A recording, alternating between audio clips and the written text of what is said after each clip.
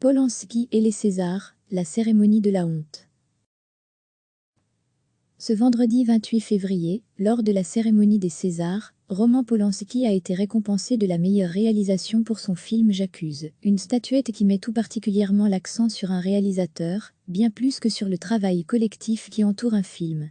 Dès l'annonce des nominations pour les Césars fin janvier, dont pas moins de 12 nominations pour le J'accuse de Polanski, des voix s'étaient élevées pour rappeler le contexte de la sortie de ce film.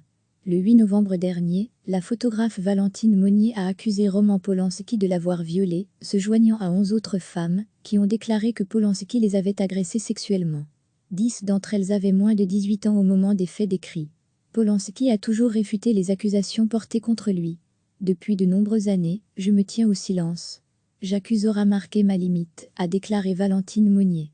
Chaque mot scruté lors de la cérémonie de ce vendredi, Florence Foresti aura fait ce qu'elle a pu, en gardant son rôle d'animatrice et de drôlesse. À chaque nomination et chaque discours, tenu par le ou la lauréate, on aura attendu un relais de parole, un rappel politique du combat mené par les femmes au sein de la grande famille du cinéma. Parce que quoi qu'on lise sur le fait que les Césars devaient être la grande fête du cinéma, et pas un tribunal, le cinéma raconte le monde, et reflète son époque, peu importe que le film se passe au XVIIIe, au début du XXe siècle, ou dans les banlieues contemporaines. Les gens du cinéma sont des citoyens poineux, il et elle le montrent régulièrement en s'engageant pour des combats sociétaux. Degré, retrouvez en cliquant ici tous les articles des Grenades, le média de la RTBF, qui dégoupille l'actualité d'un point de vue féministe hier soir malheureusement, alors que depuis 3 ans, la parole des femmes s'est diffusée publiquement, elle est à nouveau devenue inaudible. On a assisté à une déferlante de remerciements aux hommes sur la scène, et à une passivité du public réduit à ses applaudissements convenus. Quelle honte! Après l'annonce de la récompense de Polanski, l'actrice Adèle Haenel a été la première à quitter la salle. On a pu lire sur ses lèvres « Quelle honte !» Sa longue interview sur Mediapart, dans laquelle elle a accusé le réalisateur Christophe Ruggia de harcèlement sexuel et d'attouchement lorsqu'elle était mineure, a provoqué un séisme social, judiciaire et politique qui a secoué bien plus que le seul monde du cinéma. D'autres femmes ont suivi l'actrice hier soir et ont vidé la salle, parmi lesquelles la réalisatrice Cécile Sciamma, portrait de la jeune fille en feu. La comédienne Essa Mega a également réagi sur le site de Mediapart. « J'ai été clouée sur place, effrayée, dégoûtée à titre vraiment personnel, dans mes tripes. J'ai pensé à toutes ces femmes qui voient cet homme plébiscité et à toutes les autres victimes de violences sexuelles. J'ai été clouée sur place, effrayée, dégoûtée à titre vraiment personnel, dans mes tripes. J'ai pensé à toutes ces femmes qui voient cet homme plébiscité et à toutes les autres victimes de violences sexuelles. » Hier soir malheureusement, alors que depuis 3 ans, la parole des femmes s'est diffusée publiquement, elle est à nouveau devenue inaudible. Florence Foresti a, elle aussi, claqué la porte et a eu le courage de ne pas remonter sur scène, refusant le triste bal de la célébration du backlash qu'ont dû subir les femmes lors de cette soirée. La maîtresse de cérémonie a décoché un seul mot sur Instagram, écœurée. Après avoir introduit un nouveau prix, elle est ainsi partie de la scène, le visage fermé. On ne la reverra plus de la soirée. Degré, pour recevoir les informations des Grenades via notre newsletter, n'hésitez pas à vous inscrire ici.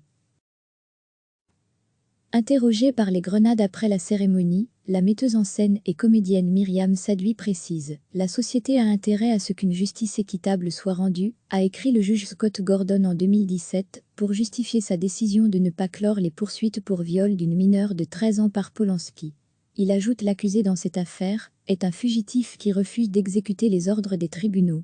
De ce fait, la déclaration de Polanski affirmant ne pas vouloir se rendre à la cérémonie pour ne pas affronter un tribunal d'opinion autoproclamé, SIC, relève de la manipulation. Polanski est toujours sous le coup d'une instruction pour chef de viol sur mineur, qu'il a fui. Les 12 témoignages de viol sont sous le coup de la prescription. Chaque personne qui a voté pour lui a voté pour le déni de justice avec mépris.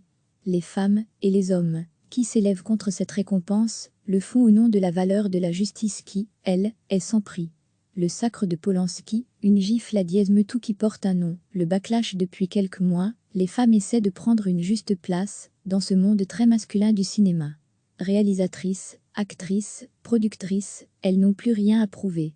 Mais elles ne veulent pas se contenter de demander juste une reconnaissance de leurs compétences et de leur droit à exister au sein de ce milieu.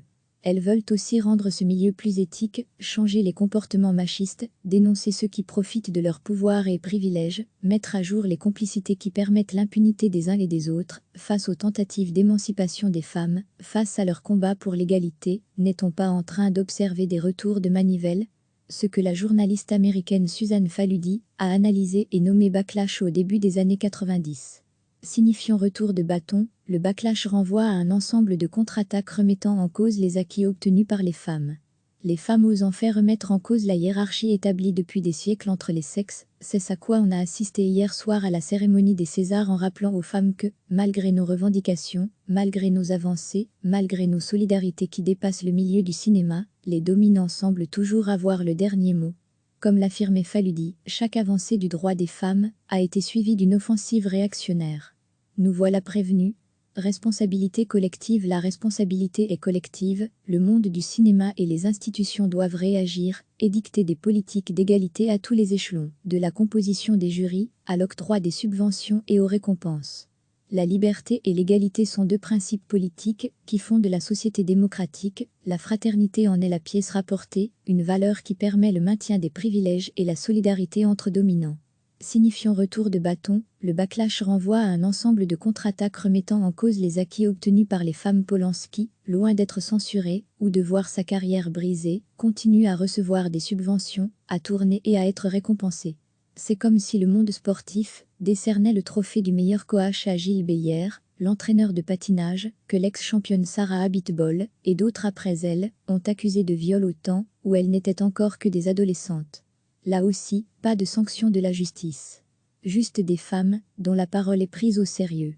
Blanche Gardin dénonçait avec ironie, il y a peu cette indulgence du monde du cinéma pour Polanski, et c'est bizarre que cette indulgence s'applique seulement aux artistes. Parce qu'on ne dit pas par exemple d'un boulanger, oui, d'accord il viole un peu des gosses, mais bon il fait une baguette extraordinaire.